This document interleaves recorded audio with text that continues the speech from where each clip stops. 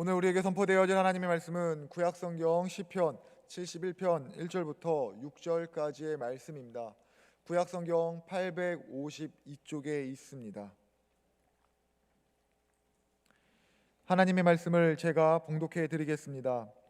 여호와여, 내가 주께 피하오니 내가 영원히 수치를 당하게 하지 마소서. 주의 의로 나를 건지시며 나를 풀어주시며 주의 길을 내게 기울이사 나를 구원하소서. 주는 내가 항상 피하여 숨을 바위가 되소서. 주께서 나를 구원하라 명령하셨으니 이는 주께서 나의 반석이시요 나의 요새이심이니이다. 나의 하나님이여, 나를 악인의 손 곧 불의한 자와 흉악한 자의 장중에서 피하게 하소서.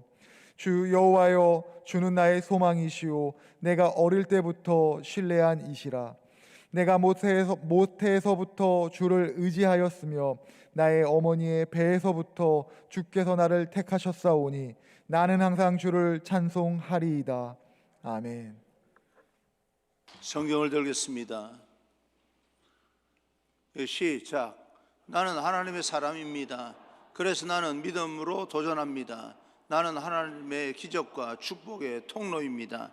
할렐루야. 우리 앞뒤 좌우 인사하겠습니다. 축복합니다. 성령 충만 행복하십시오. 그렇게 인사합니다. 축복합니다.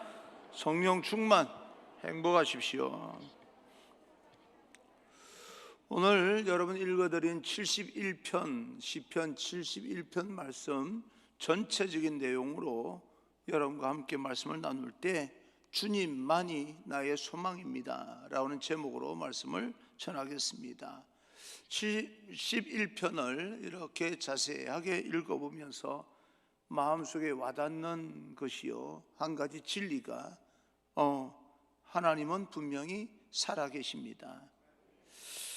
이것이 제 마음을 항상 뜨겁게 만드는 그런 진리입니다. 힘들고 어려울 때, 좌절할 만할 때, 뒤로 물러서고 싶을 때, 그리고 주저앉아서 일어서지 못한다고 생각할 때마다 맞아, 하나님 살아계시는데 내가 여기서 주저앉을 수가 없지 하고 나를 일으켜 세웠던 그 진리가 하나님은 살아계신다.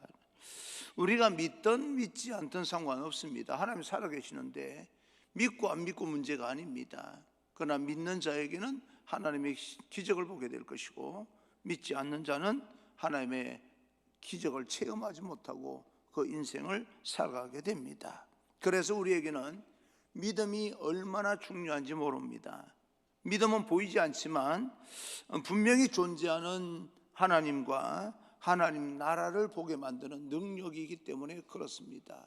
어떤 사람은 그 믿음이라고 하는 통로를 통해서 하나님 나라를 보고 사는데, 어떤 사람은 그런 어떤 통로가 없어서 눈에 보이는 현상으로 평가하고 좌절하고 포기하고 좋아하고 그렇게 살아가게 되는 겁니다. 그래서 히브리서 11장 1절 2절을 보게 되면 믿음은 바라는 것들의 실상이요 보이지 않는 것들의 증거니 선진들이 이로써 증거를 얻었느니라 라고 말합니다. 눈에 보일 줄 믿고 도전하며 나아갔더니 그 믿고 나아갔던 그 믿음이 현상으로 실질적으로 드러나더라, 그런 고백입니다. 이렇게 믿음으로 하나님을 만나고 동행했던 많은 사람들 가운데 한 사람이 바로 오늘 시편 71편을 기록한 이 시편 기자입니다. 이 시편 71편을 기록한 사람은 누구인지 정확하게 나와 있지는 않습니다. 그러나 앞뒤 좌우 문맥을 보게 될 때 이 시편 71편의 저자는 다윗일 가능성이 가장 크다, 그렇게 짐작할 수가 있습니다. 그런데 이 시편을 누가 적었는지 그건 중요하지 않습니다. 하나님의 감동으로 어떤 사람에 의해서 자기의 신앙적인 고백을 통하여서 적게 되었는데, 분명한 것은 참 믿음이 대단하다라고 하는 그런 생각입니다.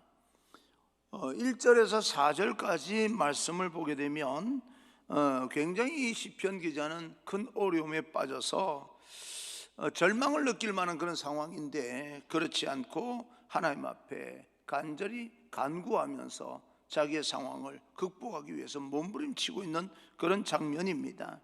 말할 수 없는 형편, 정말 도무지 길이 보이지 않냐고 앞이 보이지 않는 답답한 그런 상황 가운데서 그는 희망을 잃지 않냐고, 우리 인생의, 내 인생의 문제는 반드시 하나님께서만이 해결한다라고 하는 믿음을 가지고 돌파해 나가고 있습니다. 5절을 봅니다. 5절 앞부분, 주 여호와여 주는 나의 소망이시요 주님 밖에는 나의 희망이 없습니다, 그런 뜻입니다. 주님만이 나의 소망이십니다. 다른 말은 희망이 사라졌다 그 말이죠. 은밀히 말하면 나에게는 희망이 없습니다. 이 땅에서는 희망이 없습니다. 그러면 무슨 이야기입니까? 희망이 사라졌습니다. 희망이 없다는 이야기입니다. 소망이 없습니다.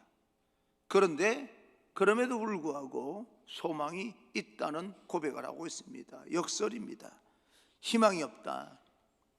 세상에서 살아가면서 희망이 없다 느껴질 때가 얼마나 많습니까? 그런데 그것이 바로 하나님만 의지하는 순간이기 때문에 믿음이 없는 사람은 희망이 없는 것으로 끝나버립니다. 그러나 믿음 있는 사람은 또다시 하나님을 바라보면서 그것이 바로 희망이기 때문에 새롭게 출발하게 됩니다. 그렇게 되는 근본적인 이유는 모든 인생의 문제는 근본적으로 궁극적으로 하나님께서 해결해 주신다는 것을 믿기 때문에 내 눈으로 보기에는, 내 경험으로 보기에는, 내 지식으로 보기에는 희망이 없고 소망이 없지만 그래서 나는 희망이 있다, 그런 고백입니다. 시편 기자가 이처럼 희망을 버리지 않는 이유는 하나님을 믿는 그 무슨 근거가 있기 때문이겠지요.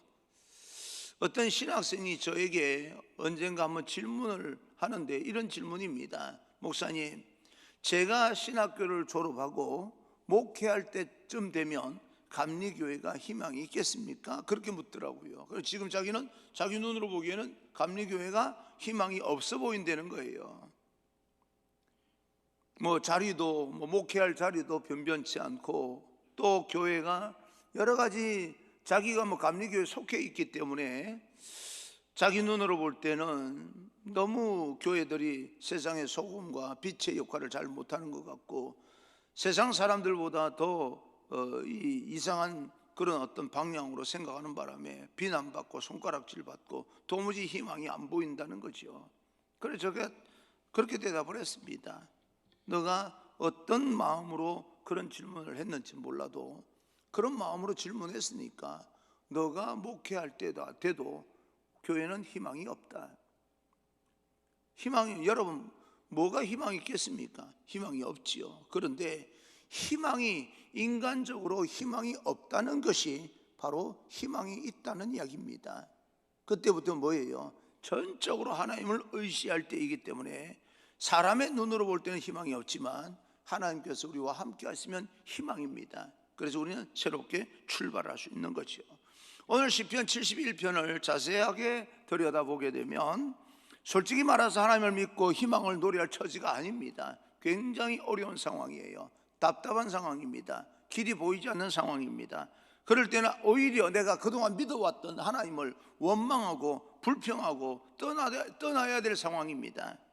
원수들도 주변 사람들이 말합니다. 너도 하나님께 버림을 받았구나. 그런 잠재적으로 무의식 속에 하나님이 있다고 하는 걸 인정하는 건데, 하나님의 버림을 받아서 더 이상 너에게는 하나님이 필요 없는 존재다, 그렇게 이야기를 합니다. 그래서 이제 저 사람 하나님 버렸으니까 우리가 아무렇게나 대해도 상관없어 라고 할 정도로 세상 사람들이 나를 우습게 본다는 거예요. 10절 11절입니다. 내 원수들이 내게 대하여 말하며 내 영혼을 엿보는 자들이 서럽게 하여 이르기를 하나님이 그를 버리셨은즉 따라잡으라, 건질 자가 없다 하오니. 건질 자가 없다. 우리가 아무리 괴롭혀도 아무 상관이 없다, 그런 뜻입니다. 하나님께서 버린 사람을 우리가 괴롭힌들 어떠랴, 무시하고 비아냥거리고 손가락질하고 심지어는 몸으로 육체적으로 가해를 하고 그래도 아무 상관이 없다는 거예요. 시편 기자도 그 원수들 주변 사람들의 말을요 인정할 수밖에 없었던 겁니다. 그래서 이렇게 고백을 합니다. 12절입니다. 하나님이여 나를 멀리하지 마소서. 나의 하나님이여 속히 나를 도우소서. 이 말은 뭐예요? 나를 멀리 떠났다는 거예요. 하나님께서 나를 돕지 않는다는 그런 생각입니다. 그래서 하나님, 나를 떠나지 마시고 멀리 계시지 마시고 속히 가까이 오셔서 내 인생을 개입해 주시고 인도해 주시고 보호해 주시고 터치해 주시고 나를 회복시켜 주소서. 그런 기도입니다. 하나님의 계획을 내가 아무리 생각해도 청량할 수가 없습니다. 그리고 세상 사람들과 너 하나님께 버림받은 존재야 라고 말하는 사람들과 대화를 해보니까 처음에는 하나님, 그럼에도 불구하고 난 하나님 믿는다, 하나님 살아계신다 라고 말하면서 내 주장을 그들에게 설득 있게 말을 하는데도 불구하고 얼마 지나지 않아서 그들도 논쟁을 통해서 적대감을 가지고 우리에게 덤벼드는데 말문이 막히되려는 거예요. 하나님이 살아계시면 뭔가 보여줘야 되는데 도무지 하나님을 보여줄 수 있는 길이 안 보이는 거예요. 그러니까 말문이 턱턱 막힙니다. 어쩔 줄 몰라는 거예요. 정말 원수들이 생각하는 그 생각이 맞는 것 같아요. 하나님께 나를 버리신 것 같아요. 하나님께서 전혀 나에게 도움을 주지 않는 것 같아요.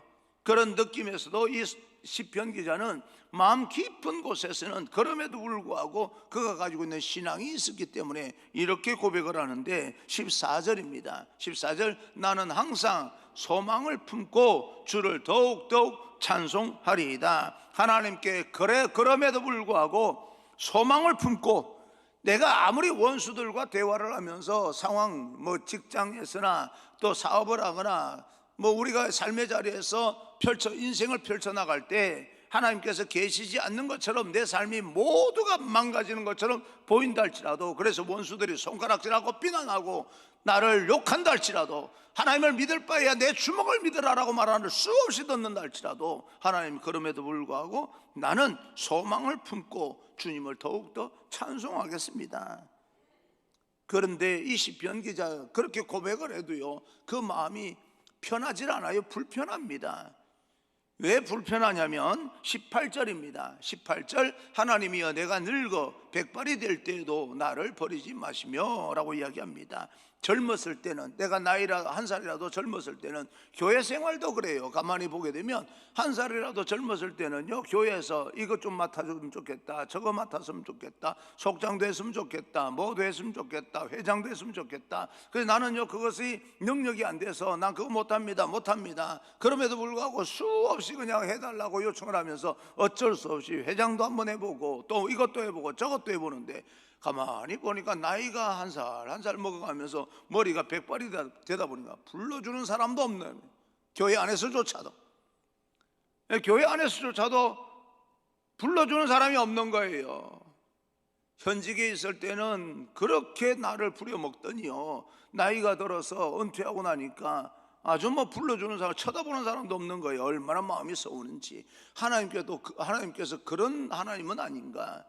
나를 써먹을 때는 야, 이놈 쓸만하다라고 싶어서 하나님께서 불러서 이런 축복 저런 축복 해주시면서 이렇게 저렇게 사용해 주시고, 나를 믿으면 축복받는 거야 그러면서 나 축복해 주면서 이렇게 저렇게 살게 만드시더니, 지금에 와서는요 하나님께서 멀리 떠나버리고 나를 버리신 것처럼 느껴지는 이 느낌은, 이 시편 기자의 신앙 고백 이 느낌만이 아닐 겁니다. 그런 느낌을 가지고 있다는 거예요. 인생을 살다 보니까 이렇게까지 여러 가지 고난과 어려움을 당해보기는 처음이다 라고 하는 그런 현상들을 겪고 있다 보니까 모든 삶의 이 중심이 자기 중심적으로 해석하게 되는 겁니다. 내 생각이 옳은 것처럼 느껴지는 거예요. 얼마나 고통당하면, 사람이 어떤 말을 하면 그 사람 마음이 중요한 게 아니에요. 듣는 내가 어떻게 해석하느냐가 중요한 거예요. 오늘날 그런 시대가 돼버린 겁니다. 그 사람이 아무리 진심이 담겼고 진심이 담겨 있지 아니하고 그 말이 중요한 게 아닙니다. 야, 저 애 참 예쁘게 생겼다, 감사합니다, 그러면 될 거 아닙니까? 무슨 의도로 했든지 내가 이쁘다잖아요. 그러면 감사합니다 그러고 넘어가면 되는데, 저 인간이 무슨 의도로 그랬지? 이렇게 해석하는 게 사람이에요. 이제 그렇게 돼버린 거예요. 그 사람 마음이 어떤, 나를 뭘로 보고 저런 이야기를 할까? 그러면서 뭐 성수치심을 느낀다는 둥 어쨌다는 둥 하면서 문제를 더욱더 이게 막 확장시켜 나가는 거예요. 제가 그렇게 하라는 말은 아니지만, 그러나 어떤 이야기가 들려오면 나 이쁘다 그러면요, 저 사람이 나를 뭐 어떤 의도로 했든지 내가 이쁘구나, 그러고 그냥 감사합니다 하고 지나가 버리면 끝날 일을 갖다가 너 무슨 의미로 했어 덤벼드니까 이게 문제가 되고, 그 사람은 옳고 그름을 따지기 시작하니까 그 사람이 틀리게 또 음흉한 그런 어떤 의도로 말했으면 처벌을 하게 되는 것이고, 그러다 보니까 처벌하게 되면 그 낙인이 찍히게 될 것이고, 이런 세상이 되어버린 겁니다. 지금 세상이요, 그것이 틀렸다 옳다 나는 그렇게 지금 그 이야기하는 게 아닙니다. 그런 세상이 돼가고 있다는 거예요. 20절입니다. 20절, 우리에게 여러 가지 심한 고난을 보이신 주께서 우리를 다시 살리시며 땅 깊은 곳에서 다시 이끌어 올리시리이다. 시편 기자는 그럼에도 불구하고 가장 인생의 밑바닥에 떨어졌음에도 불구하고 거기서 포기할 수 없는 것은 하나님께서 살아계시기 때문에 내가 가장 깊은 웅덩이에 떨어졌다 할지라도 하나님은 다시 끌어올려 주시는 분을 믿기 때문에 그는 그 순간에도 포기할 수가 없습니다. 오히려 더 잘되게 만드실 하나님을 바라봐야 될 이유가 되는 거지요. 내 인생 절대로 이 깊은 웅덩이에 그냥 내버려 두실 하나님이 아니시다. 형제들을 요셉이라고 하는 사람의 형제들은 꿈꾸는 자 요셉이 오니까 미워서 웅덩이에 집어 던져버립니다. 죽여버리자, 그런 마음 아닙니까? 형제도 막내 그 동생을요 웅덩이에 집어 던져서 죽이자 하는 거예요. 근데 그 물이 있었으면, 우기라서 물이 있었으면 금방 죽었을 겁니다. 근데 마침 물이 없었어요. 마침 그래 살게 된 거예요. 살면 살게 되면 뭐합니까? 누가 끄집어내지 않으면, 거기서 오랫동안 굶고 먹을 것을 내려다 주지 않으면 탈출할 그런 어떤 방법이 없기 때문에 결국은 굶어 죽는 거예요. 그런데도 불구하고 그 형들이요 가만히 생각해 보니까 그냥 내버려둬 봐야 그 뭐합니까? 그래서 끌어올려서 노예에게 팔아버리자, 우리도 이득이 있지 않냐, 그래서 요셉을 그 웅덩이에서 끌어올립니다. 형들에 의해서 집어 던져지고 형들에 의해서 끌어올려서 노예로 팔려가서 지금부터는 정말 처참한 그런 신세로 전락된 것처럼 보이지만, 그러나 던져서 웅덩이에 물이 없는 것도 하나님의 섭리요, 그리고 또 형들에 의해서 끌어올리는 것도 하나님의 섭리요, 그리고 나서 온갖 고난과 고초와 억울한 일 누명을 다 뒤집어 쓰면서 견딘 그 결과도 결국은 하나님의 섭리로 애굽의 총리가 되어서 애굽만 살린 것이 아니라 주변 모든 나라를 다 먹여 살리는 그런 위대한 하나님의 사람이 되지 않습니까? 우리는 지금 힘들고 어려워도 가장 인생의 밑바닥에 빠져 있다 할지라도, 던져져 있다 할지라도 우리가 그곳에서 포기할 수 없는 것은요, 어떤 방법이든 하나님께서 끌어올려 주시기 때문에 우리는 포기할 수가 없습니다. 무엇을요? 믿음을요. 왜 하나님께서 우리를 그렇게 끌어올려 주십니까? 21절입니다. 21절, 나를 더욱 창대하게 하시고 돌이키사 나를 위로하소서. 나를 창대하게 만들어 주실 하나님이시라 나를 끌어올려 주시는 겁니다. 시편 기자는 하나님께서 자기의 모든 것을 다 가진다 할지라도 결국에는 다시 회복시켜 주실 것을 믿었기 때문에 그곳에서 포기하지 아니하고 세상에 무릎을 꿇고 좌절하고 그렇게 포기하는 것보다 하나님 앞에 무릎을 꿇고 돌파해 나가는 거예요. 나는 여러분도 그랬으면 좋겠습니다. 세상을 살다가 보면 힘들고 어려운 일이 없을 수는 없겠죠. 그러나 그런 힘들고 어려운, 아무리 코로나 팬데믹이 우리 삶을 위협한다 할지라도 그 속에서 좌절하여서 그 세상 앞에서 무릎을 꿇고 굴욕적인 인생을 살기보다는, 그러나 하나님 앞에 우리가 무릎을 꿇고 하늘의 능력을 덧입어서 우리는 모든 일을 돌파해 나갈 수 있는 하나님의 강한 그리스도의 군사가 되기를 주님 이름으로 축복합니다. 그래서 이 말씀, 그런 어떤 하나님을 알기 때문에 이 시편 기자의 습관이 하나 있었어요. 참 좋은 습관을 하나 가지고 있습니다. 성경을 보니까 그때마다 힘들고 어려울 때마다 불평하고 원망하기보다는 하나님을 찬양하는 습관을 가지게 된 겁니다. 6절입니다. 6절, 내가 모태에서부터 주를 나의 어머니의 배에서부터 주께서 나를 택하셨사오니 나는 항상 주를 찬송하리이다. 4절에도 찬송한다라고, 더욱더 찬송한다라고 이야기를 했는데 여기에서도 하나님을 찬송합니다. 계속해서 나는 찬송합니다, 찬송합니다, 찬송합니다. 8절에도 주를 찬송함, 그리고 14절에도 더욱더 찬송하겠습니다. 그리고 또 22절에도 비파로 주를 찬양하며 주의 성실을 찬양하고 수금으로 주를 찬양하고 내가 주를 찬양할 때 23절, 그리고 24절에 나의 혀도 종일토록 주의 의를 작은 소리로 엎조리, 이것도 찬양입니다. 그러니까 이 시편 기자는 힘들고 어려울 때 불평과 원망을 쏟아내기보다는 하나님 앞에 찬양으로 자기의 모든 것을 극복해 나가고 있는 것입니다. 사도행전 16장을 보게 되면 바울과 실라가 귀신 들린 여종 하나를 고쳐주는 바람에 그가 매를 맞고 손발이 묶여서 감옥에 갇히게 됩니다. 옥에 갇히게 되지요. 모든 것을 잃어버린 상황 속에서 하나님 앞에 기도하고 찬송한다는 건 불가능한 일입니다. 우리 이런 상황 가운데서 평범한 사람들은 불평하고 원망합니다. 그리고 하나님을 떠나버립니다. 이럴 수가 있느냐라고 말합니다. 그리고 바울과 실라는 더군다나 자기가 이 마게도냐 첫 성인 이 빌립보 성에 자기들이 오고 싶어서 온 게 아닙니다. 하나님께서 보내셔서 온 거예요. 하나님 지켜줘야 되잖아요. 아니 내가 오고 싶어서 온 것도 아니고 하나님께서 가라고 해서 간 건데 하나님이 안 지켜주면 누가 지킵니까? 그런데도 불구하고 내가 뭐 도둑질을 했어요? 살인을 했습니까? 내가 나쁜 짓을 했으면 욕을 했습니까? 그런데도 불구하고 귀신 들린 여종 하나를 고쳐주는 바람에 매를 맞고 감옥에 갇히는데 손발이 다 묶입니다. 얼마나 억울해요. 이런 상황 속에서 누가 하나님을 찬송하고 기도합니까? 불평하고 원망하고 이럴 수 있습니까? 하나님 믿을 수 없습니다 라고 해버리는 거지요. 그런데 바울과 실라는 그곳에서조차 가장 깊은 그 감옥에서조차도 하나님 앞에 기도와 찬송으로 그 모든 하나님의 기적으로 자기 상황을, 자기 형편을 극복해 나가고 있습니다. 놀라운 사람이죠. 평범한 사람은 이럴 때 불평하고 원망하면서 하나님을 떠납니다. 그러나 믿음의 사람은 그럼에도 불구하고 하나님 앞에 찬송하며 기도하며 자기 인생을 돌파해 나갑니다. 욥의 경우를 보더라도 모든 것을 다 잃어버린 상황, 욥이 뭘 잘못해서 이 재산을 다 탈취당하고 잃어버립니까? 자식까지 다 그렇게 잃어버리는 형편이 됩니까? 하나님께서 사단에게 허락했기 때문 아닙니까? 그러면 얼마든지 불평하고 원망할 수 있는 거예요. 그의 아내도 이야기합니다. 야, 하나님을 믿기는 뭘 믿어? 불평하고 원망하고 죽으라는 거예요.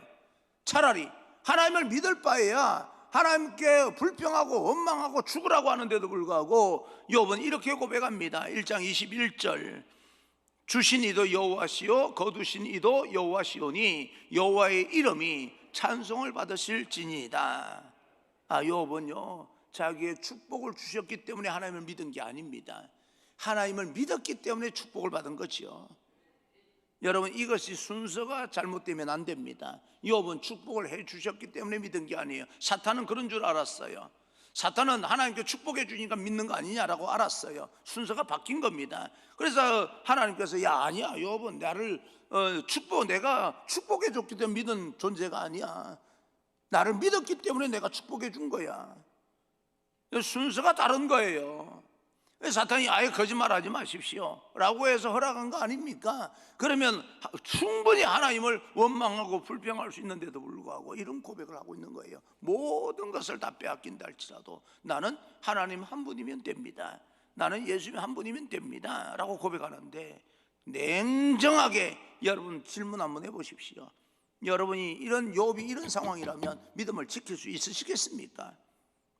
어떤 분은 대답합니다. 나는 모든 것을 다 빼앗긴다 할지라도 욥처럼 예수님 한 분이면 됩니다. 하나님 한 분이면 됩니다. 나는 믿음을 지킬 수 있습니다. 고맙습니다. 그 믿음을 잘 지키시고, 여러분이 그렇게 믿음을 지킬 수 있다고 고백한다면 여러분 그 믿음을 지킬 수 있도록 하나님께서 은혜를 베푸신 하나님의 능력이 여러분 가운데 임했다는 사실을 인정하고 더욱더 하나님을 잘 믿으십시오.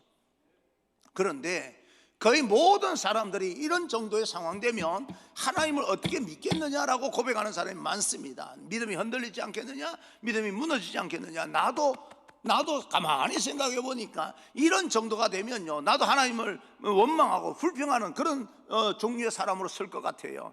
그런데도 불구하고 여러분, 그렇게 생각하는 사람들 실망하지 마십시오. 그래서 하나님은 우리의 연약함을 도우시는 분입니다. 거기에서 완전히 다 무너져서 인생이 망가지도록 내버려 두는 게 아니라 우리는 충분히 믿음이 다 무너질 수 있는 존재이기 때문에 하나님께서는 우리 연약함을 도우셔서 하나님께서 우리를 그래도 이렇게 세워주시기 때문에 우리가 무너지는 그런 존재라 할지라도 실망할 것이 없습니다. 다니엘의 세 친구도 여러분 기억나십니까? 금신상을 만들어 놓고 절하지 않으면 용광로에 집어 던져버리겠다라고 했을 때 용광로에 집어 던지기 바로 직전에 그가 느부갓네살 왕에게 뭐라고 말합니까? 다니엘서 3장 18절, 그렇게 하지 아니하실지라도 왕이여, 우리가 왕의 신들을 섬기지도 아니하고 왕이 세우신 금신상에게 절하지도 아니할 줄을 아옵소서. 야, 절해봐. 그럼 내가 살려줄게. 천만에 나 안 합니다. 너 죽는다? 당신이 나를 죽인다 할지라도 하나님이 나를 살려주실 겁니다. 그런데 하나님께 나를 살려주지 않는다 할지라도 나는 우상을 섬길 수가 없습니다. 이게 다니엘의 세 친구의 고백입니다. 어떻게 하면 이런 믿음을 가질 수 있을까? 하나님께서 우리를 정말 사랑하셔서, 이처럼 사랑하셔서 하늘 보좌를 버리시고 이 땅에 육신의 몸을 입고 내려오셔서 우리를 생명을 구원하기 위해서 십자가에 못 박혀 돌아가시면서 피를 한 방울도 남기지 아니하고 다 쏟으면서까지 우리를 구원해 주셨다는 그 사랑을 믿으면 됩니다. 하나님의 사랑이 내 안에 들어가서 녹으면 얼마든지 믿음을 지킬 수가 있습니다. 아, 사랑이 문제다. 사랑하면 모든 걸 희생할 수가 있습니다. 그저 우리는 예수님을 믿기만 하면 됩니다. 그 사랑, 하나님께서 그렇게 우리에게 예수 그리스도를 독생자를 아끼지 않으면서까지 주었는데도 불구하고 우리는 그것을 믿지 못합니다. 그래서 하나님께서 이렇게까지 말씀하시는 거예요. 로마서 8장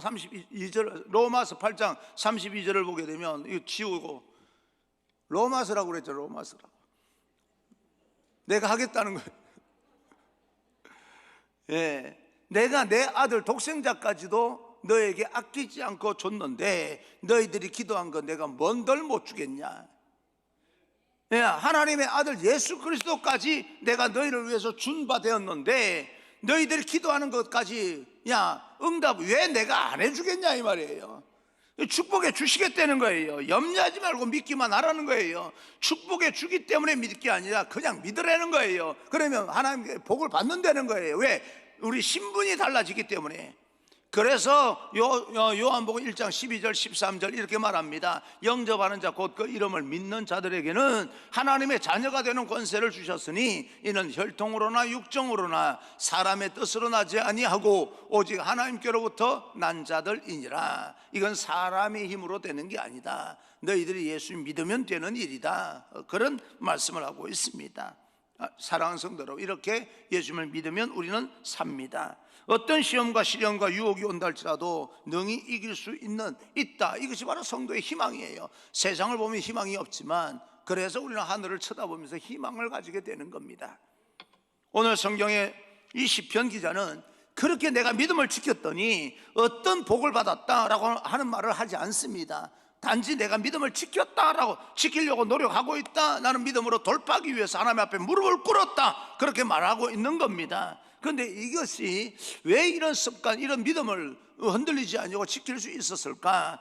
5절 뒷부분입니다. 내가 어릴 때부터 신뢰한 이시라. 내가 어릴 때부터 하나님을 믿어왔기 때문에 그렇다라고 이야기를 합니다. 6절입니다. 6절, 내가 모태에서부터 주를 의지하였으며 나의 어머니의 배에서부터 주께서 나를 택하셨사오니, 모태신앙을 말하는 거 아닙니다. 저는 모태신앙이 아닙니다. 저희 집안은 예수 믿을 만한 그런 환경이 아니에요. 그런데도 불구하고 하나님께서 내가 우리 집이 예수 믿을 만한 환경이 아닐 때 우리 어머니 아버지가 결혼해서 그 속에 내가 그 어머니 뱃속에 잉태될 때부터 알고 봤더니 하나님께서 나에게 관심을 가지고 계셨다, 그 말입니다. 그러니까 하나님께서 그때부터 내가 하나님을 알지 못하고, 내가 하나님을 받아들이지 못하고, 하나님을 영접하지 못하고, 하나님 믿지 않았던 그때부터 하나님께서는 계속해서 나에게 관심 가지셔서 어느 순간에 예수 영접하게 만들었고, 그리고 또 영접하고 나서 신학교 가고 뭐하고 목회하고 얼마나 많은 시련이 있었는지 모릅니다. 그 모든 시련 가운데서 극복하고 마지막 절망 가운데 내 인생 여기서 완전히 끝나는구나라고 생각할 때일지라도 하나님께서 그 위기를 극복하게 만들어 주신 것은 하나님께서 처음부터 엄마 뱃속에서부터 나를 관심 가졌기 때문이다. 그래서 제가 여러분 앞에 서 있게 된 겁니다. 제가 여러분 앞에 서 있게 된 건 하나님의 관심 때문에 서 있게 된 거예요. 어떤 사람은 제가요, 여러분에게도 한번 말씀드리지 않았습니까? 이천중앙교회 담임 목사로 내가 간다라고 했더니, 야, 너 참 재수 좋다, 그렇게 이야기를 해요. 그 사람들은 내가 재수가 좋대요. 그래서 나는 단호하게 거부합니다. I'm not lucky.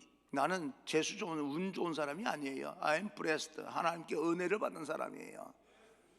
여러분 인생 사업이 잘 되면, 여러분 어떤 대박 터졌다, 재수가 좋아서 천만에요. 여러분들은 재수 좋은 운으로 사는 사람이 아닙니다. 하나님의 은혜로 사는 사람들이에요.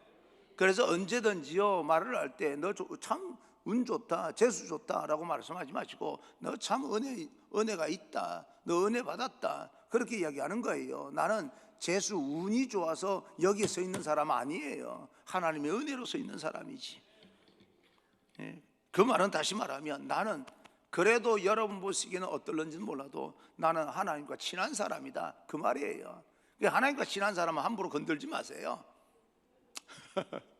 나는 여러분 예수 믿는 사람이든 믿지 않는 사람이든, 나는 여러분이 하나님과 친하게 지내서 예수 믿지 않는 사람들도 나는 저 사람 건드리기 싫어. 왜? 자기가 하나님 앞에 당할 것 같으니까. 그런 사람 되기를 주님 이름으로 축복합니다. 그럼 왜 우리가 그런 사람이 됩니까? 우리 안에 하늘의 비밀을 가졌기 때문에요.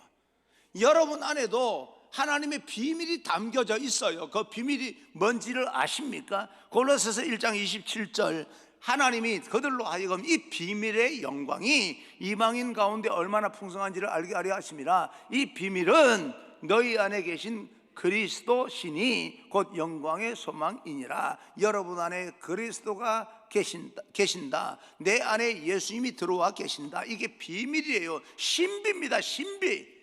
정말 어마어마한 신비죠. 시간이 조금 됐지만 이것만큼 말씀해 주고 싶어요.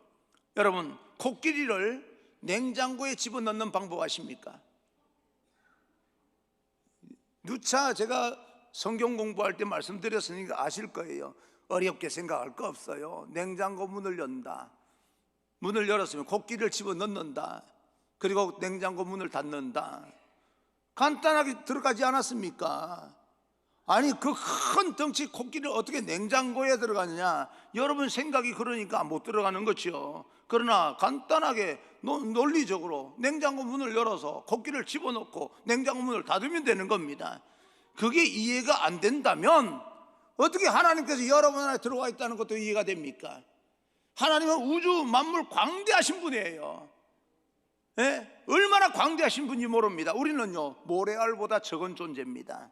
우리는요, 모래알보다 적은 존재예요. 그런데 우리 안에 하나님이 계신데요, 이게 신비입니다. 신앙의 신비요, 비과학이 아니고요, 초과학인 거예요. 신앙은 초과학인 거예요. 알지도 못하면서. 그러니까 여러분들은 그 비밀 예수 그리스도를 가슴에 담고 살아가기 때문에 하늘의 비밀을 가진 자예요. 무슨 이야기입니까? 함부로 기죽지 말자. 함부로 포기하지 말자. 포기할 일이 있으면, 정말 눈물 날 일이 있으면, 인생의 가장 밑바닥이라고 생각할 일이 있으면 기도로 돌파하자. 내 안에 계신 예수 그리스도의 능력이 비밀입니다. 나는 그것을 활용하여서 이 땅에서 하나님의 사람으로 2022년 담대한 믿음으로 도전하여서 회복을 넘어서서 번성과 창성과 부흥의 길을 다시 개척할 수 있는 하나님의 거룩한 백성이 바로 여러분 한 사람 한 사람 되기를 주님 이름으로 축원합니다.